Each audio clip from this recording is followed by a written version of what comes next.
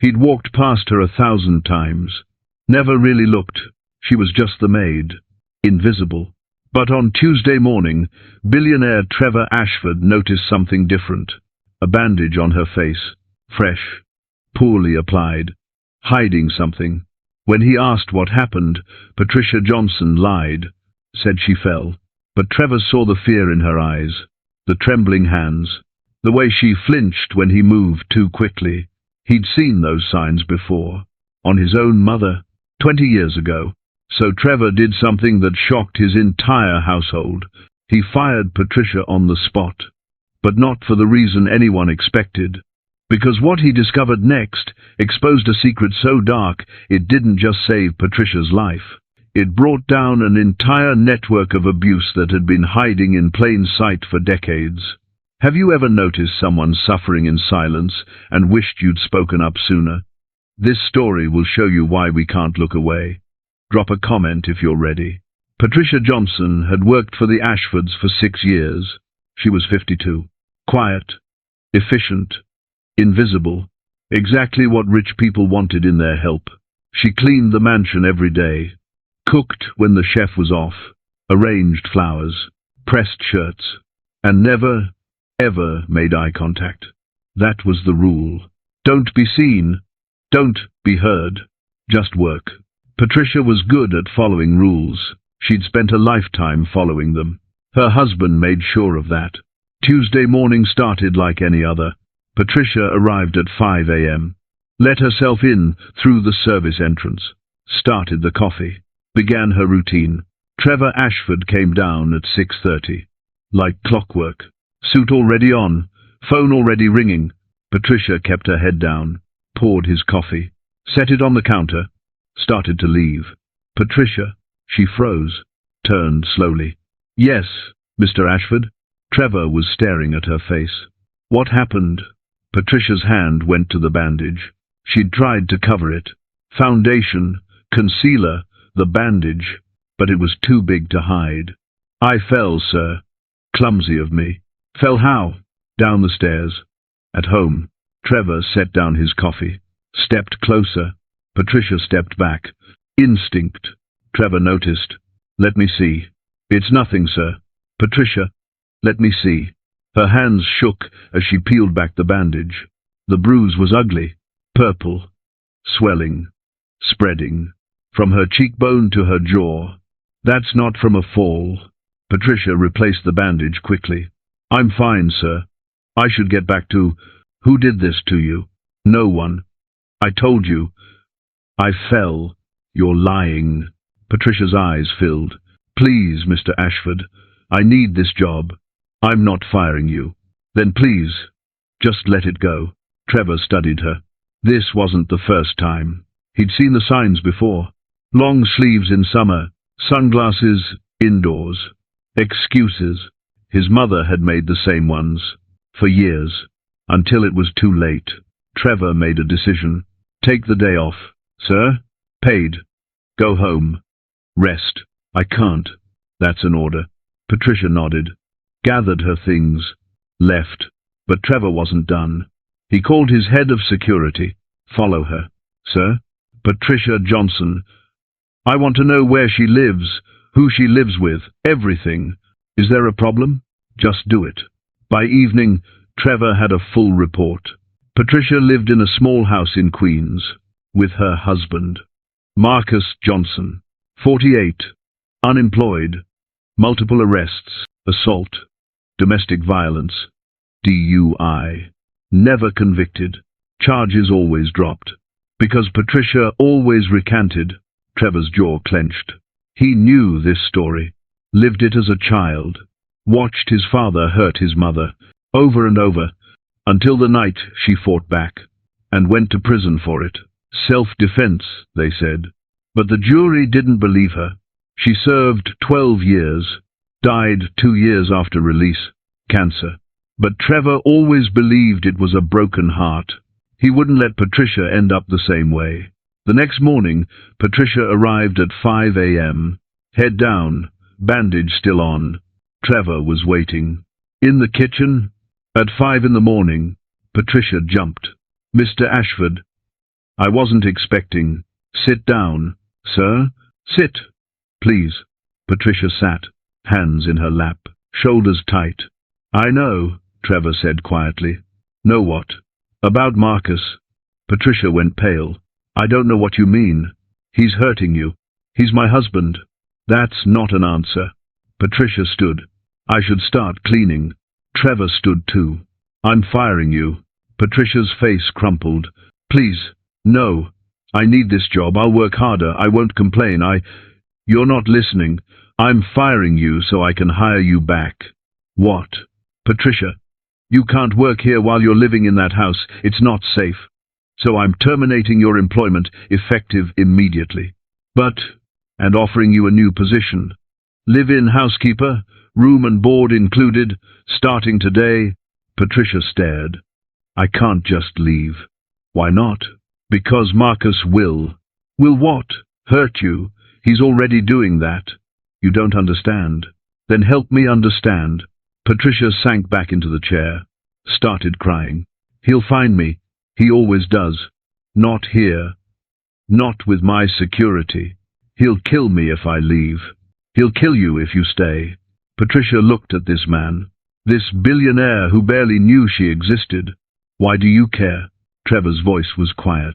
Because no one cared about my mother. Patricia moved in that day. A room on the 3rd floor, small but comfortable, more than she'd had in years. Trevor assigned security, changed all the codes, alerted the staff. If Marcus Johnson showed up, call the police immediately. Patricia was terrified, jumped at every sound, barely slept, kept waiting for Marcus to break down the door. Trevor checked on her daily. You okay? No. That's honest. Will it get easier? Eventually. How do you know? Because I've seen it. Patricia looked at him. Your mother? Trevor nodded. She died thinking she failed me. I won't let you think that about yourself. Patricia's eyes filled. Thank you. A week passed. Marcus called 17 times. Patricia didn't answer. He showed up at the mansion gates. Security turned him away, threatened to call police. Marcus left. But Trevor knew he'd be back. Men like Marcus didn't give up. They escalated. Trevor hired a lawyer, best in the city, filed a restraining order. Divorce papers. Marcus was served at a bar. He lost it. Threw the papers. Threatened the process server. The server called the police. Marcus was arrested. Assault. Terroristic threats. This time, Patricia didn't recant. Trevor made sure of it. Had the lawyer meet with her. Explained her rights. Her options. Patricia was scared. But for the first time, she wasn't alone. The staff rallied around her. Cook made her favorite meals. Gardener brought her flowers. Even Trevor's assistant checked in. Your family now. Patricia had never had family. Not really. Her parents disowned her when she married Marcus. Said she made her bed. Now lie in it.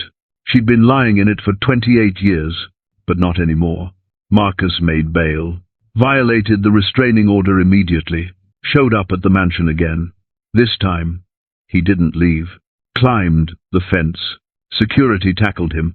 Police arrived. Arrested him again.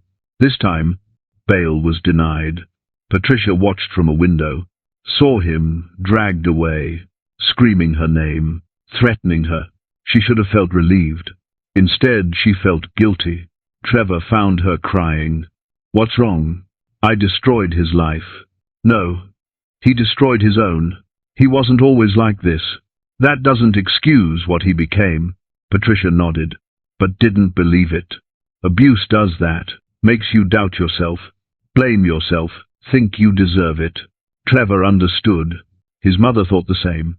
He got Patricia into therapy, twice a week, paid for it himself, drove her there personally, waited in the car, never asked what she discussed, just asked if it helped. Sometimes, that's enough. If you saw someone suffering, would you intervene or look away? Tell me in the comments, because silence is complicity. Marcus's trial was set for 3 months out. His lawyer tried everything. Discredit Patricia. Paint her as vindictive. A gold digger who latched onto a billionaire. But the evidence was overwhelming. Photos of bruises, medical records, police reports from previous incidents, and Patricia's testimony. She took the stand, hands shaking, voice quiet but clear, told the truth, all of it. 28 years of abuse, broken bones, black eyes, hospitalizations. The jury listened. Some cried. Marcus showed no remorse, smirked through her testimony, mouthed threats when the judge wasn't looking.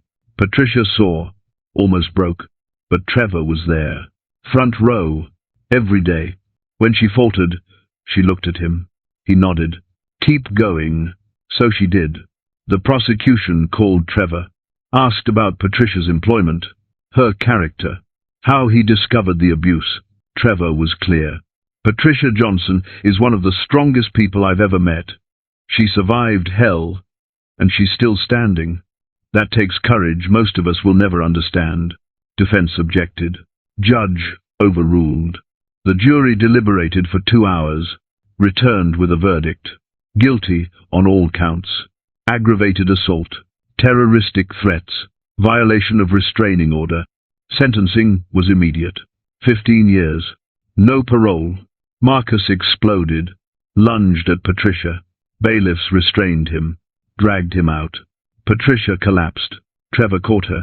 It's over. She sobbed into his shoulder. Relief. Trauma. Release. Outside the courthouse, reporters swarmed. Trevor made a statement. Domestic violence thrives in silence. Patricia Johnson's bravery in speaking up not only saved her own life, it sends a message. Abusers will be held accountable. A reporter asked Patricia a question. What do you want other victims to know? Patricia looked at the camera. Voice steady. You deserve better, and there are people who will help. Don't be afraid to ask. The clip went viral. Millions of views, thousands of comments, women sharing their stories, finding courage, leaving.